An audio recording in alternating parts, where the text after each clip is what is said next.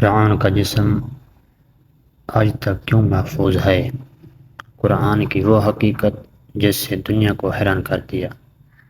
السلام علیکم ورحمۃ اللہ وبرکاتہ۔ ذرا تصور کریں، ایک بادشاہ جس نے کہا میں ہی تمہارا سب سے بڑا رب ہوں۔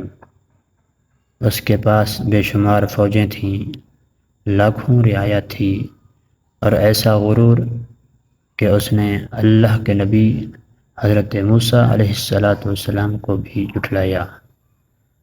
پھر ایک دن صرف چند لمحوں میں سمندر کی موجیں اٹھیں، اور وہی بادشاہ جو خود کو خدا کہتا تھا بے بس ہو کر ڈوب گیا۔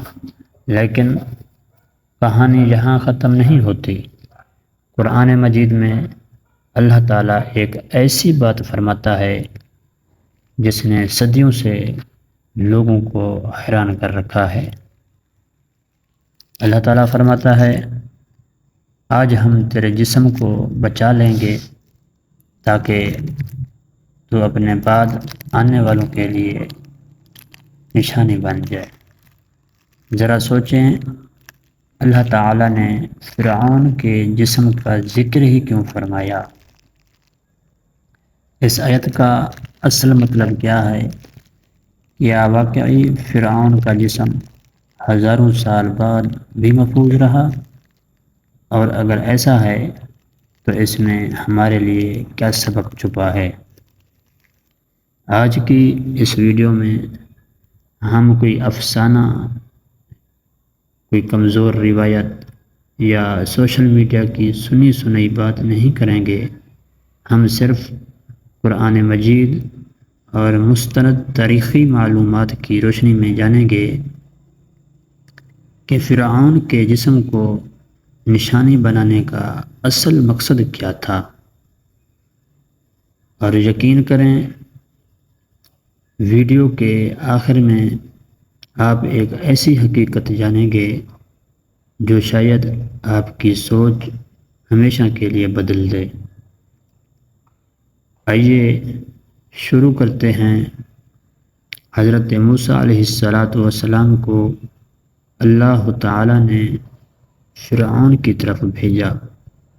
انہوں نے فرعون سے فرمایا اللہ کی عبادت کرو اور بنی اسرائیل پر ظلم چھوڑ دو۔ لیکن فرعون نے حق قبول کرنے کے بجائے اپنے غرور کو چن لیا۔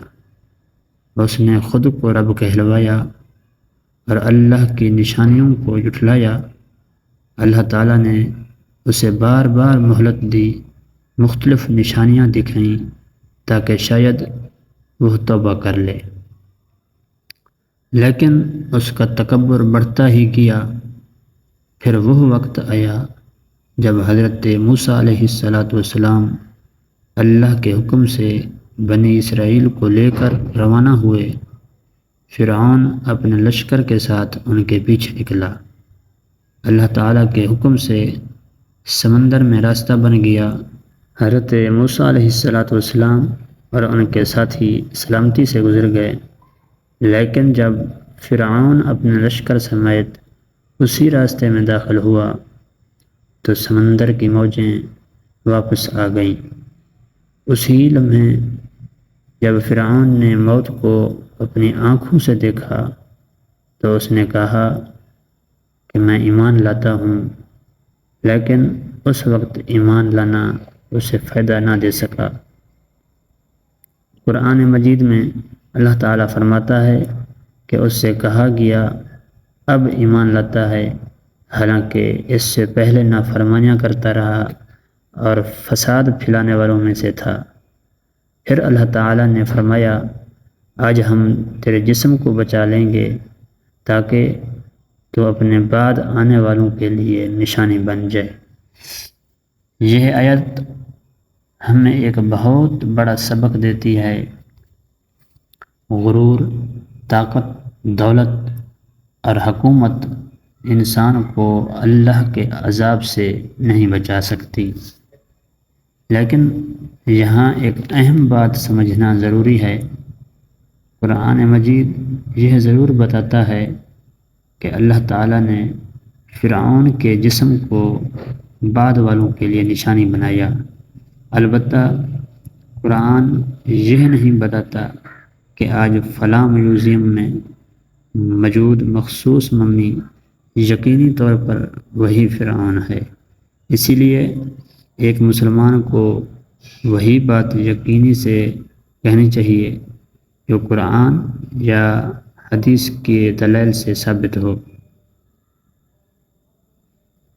اب سوال یہ ہے کہ اللہ تعالیٰ نے فرعون کو نشانی کیوں بنایا، اور اس نشانی سے آج ہمیں کیا سبق ملتا ہے؟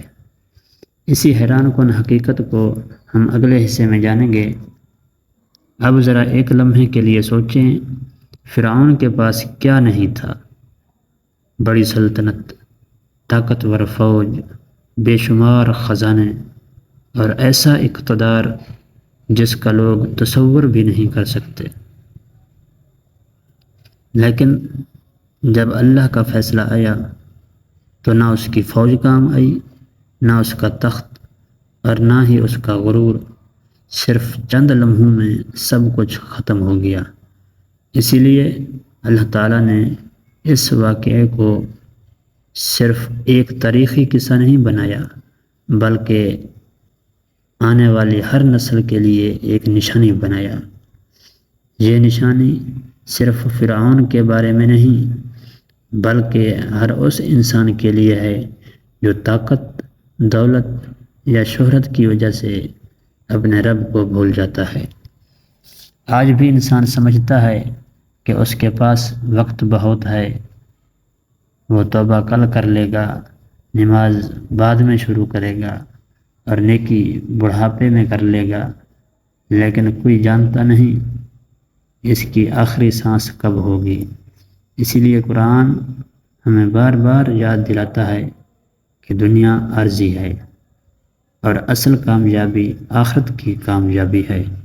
دوستو، اس ویڈیو کا مقصد کسی ممی یا تاریخی چیز پر حیران ہونا نہیں، بلکہ اس سبق کو سمجھنا ہے کہ اللہ تعالیٰ کی نافرمانی، تکبر اور ظلم کا انجام ہمیشہ برا ہوتا ہے، اور اللہ کی اطاعت، عاجزی اور سچی توبہ ہی انسان کو کامیاب بناتی ہے۔